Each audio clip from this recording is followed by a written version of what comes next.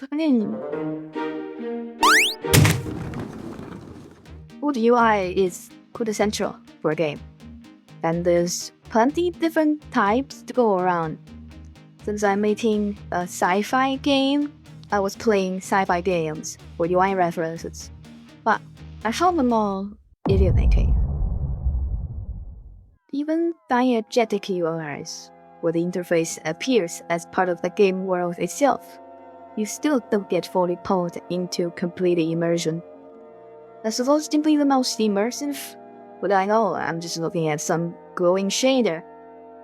I can't imagine actually wearing a holographic wrist pad or using a handheld radar device, because I've never had anything like that in real life. So there's this disconnect between the technology that I know and the technology the game wants you to accept. Of course, you can say, that's just sci-fi. It's imagination. But I don't think that's true. Objection! Fantasy is pure imagination. Sci-fi is supposed to be a window into the future, with one foot solidly planted in what we know. Through our own limited understanding what's possible, and project onto it could be possible.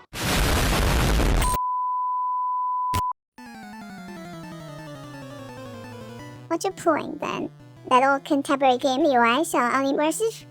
That even the most immersive ones just feel like flashy effects? Isn't that just your small brain's subjective feeling? Well, yes. Go ahead. But I'm not saying all game UIs are equally bad. If we put all game UIs on an immersive spectrum, from least immersive to most immersive, we would have Non-Diegetic at the bottom. These UIs are not in the game world, or in the game narrative.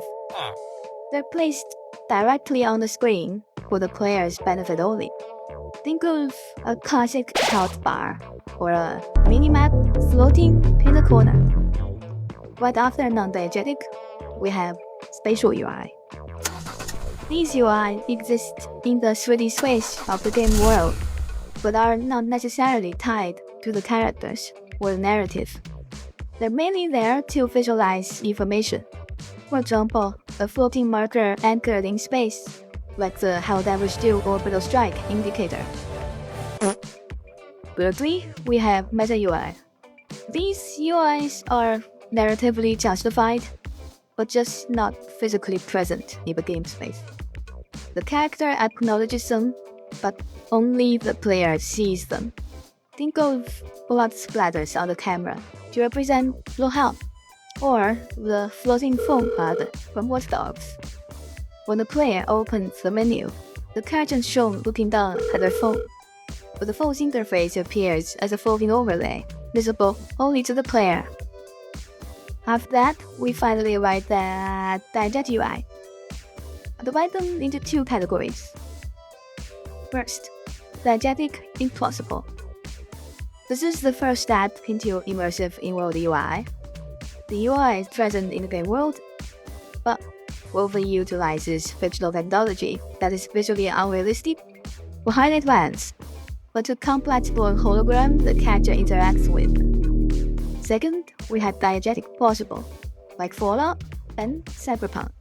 Their UI is both diegetic and have a believable technological background, where even if we don't have them yet, we know they're within the confines of scientific advancements, at least from a 21st-century perspective.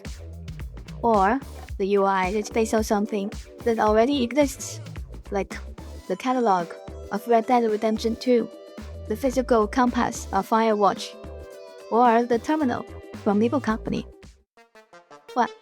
What's beyond diegetic plausible, you may ask? Is there an even deeper level of immersion we can tap into? Well, that's the question that I'm here to answer. The answer is yes. But not only is it possible, but some games have already pulled off. To show you how, we need to go all the way back to summer, when I was still small, playing games on my mom's phone. I couldn't quite place my finger on why, but I felt this strange intimacy towards this one game's UI. It's a Rockstar game. You picked the wrong house, fool! Hey! No, not that one. It's the one GTA game than the one everybody's talking about. That's right. Chinatown Wars. Stop talking about the fact this UI for you to presently smash windows and jack cars. Those do help. But the fact the game's UI is literally just a phone. The moment you load up the GPS and you intrinsically feel, oh yeah, I am Huang Li. This is not my phone. This is Huang Li's phone. And I'm Huang Li.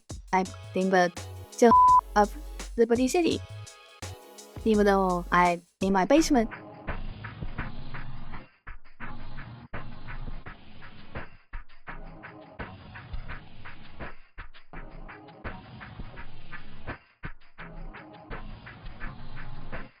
And it's not only Chinatown Wars that has this almost emulation-like UI design. It's just the earliest I'd ever encountered it. Take Breath of the Wild. You're holding a Switch. Link is holding the Sheikah stick. The device in your hand is the device in his.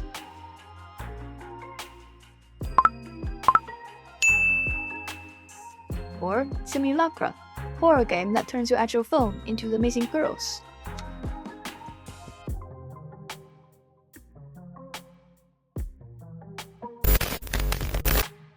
Then there's the meta horror of Pony Island, where your monitor becomes the monitor of the game's haunted machine.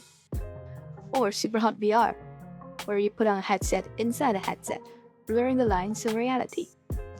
Even the Euro Truck fans building full cockpits are doing the same thing, manifesting the game's medium into the real world. And I must mention the operator, where your PC becomes the PC of an FBI agent. They all make you feel like the device you're currently using is, indeed, a device inside the game world, and you, who's operating that device, part of the game world itself. You aren't just in your room anymore. You're in a dimly lit office in DC at 3 a.m., drinking stale coffee while cross-referencing data logs.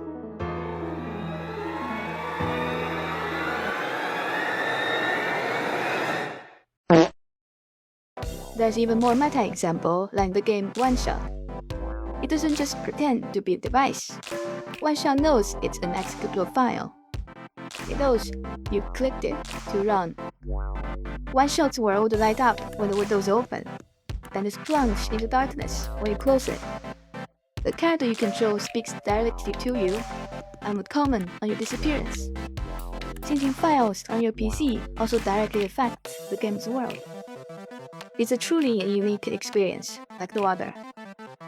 If I think about it, it really goes beyond just UI design. UI design is the most obvious way of creating this mirroring between the game's interface and your interface. That's really hardware metafiction, turning your own hardware into a prop of a game's story.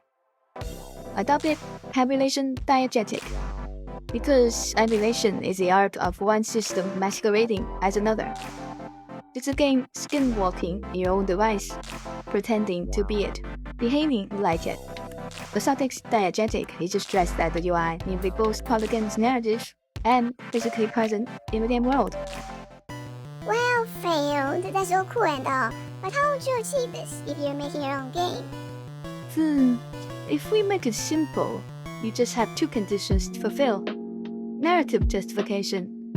The device/medium the game's UI is hosted on exists in the game world. Second, both the main character of the game and you are using the same medium to experience the game world. Or you literally are the main character, in the case of OneShot. Because your physical experience exactly mirrors the main characters, it feels like you're seeing through their eyes, and delivers the maximum immersion. Wait, doesn't those conditions make Emulation Diegetic UI extremely context-specific? A PC game should have PC interface as UI. A phone game needs phone interface as UI. A Switch game needs to mimic Switch interface as UI. You can't just port an Emulation Diegetic phone game to PC without luring in the magic. The immersion is intrinsically linked to the hardware, and you can only re-emulate digital devices. Computers, phones, VR headsets. What if you're making a fantasy game? How would you even make that emulation diegetic? Wow. You can't. I do believe Emulation Diegetic has the potential to deliver maximum immersion, but it's also extremely niche if you want to apply it completely, which is why I offer some alternatives. You can glean the benefit of Emulation Diegetic while not having to fully commit to it. In my game, for instance, it is emulation in the sense the game's UI mimics that of a PC OS, so you feel that immersion while playing the game on your PC. But the main character isn't always seeing the world through an operating system, of course. She's techy, but she's not a cyborg. Not to say the game's world is based in the 2000s, so it reaps some of the benefits of emulation, but isn't fully diegetic. Which, admittedly, makes my title clickbait. But it is actually really immersive, totally hard to make a certain custom UI and how you want to go without some stale macro company feel like it actually physically improves the UI and just being layer dressing. And you don't see how far I can just drag away put randomly wrong that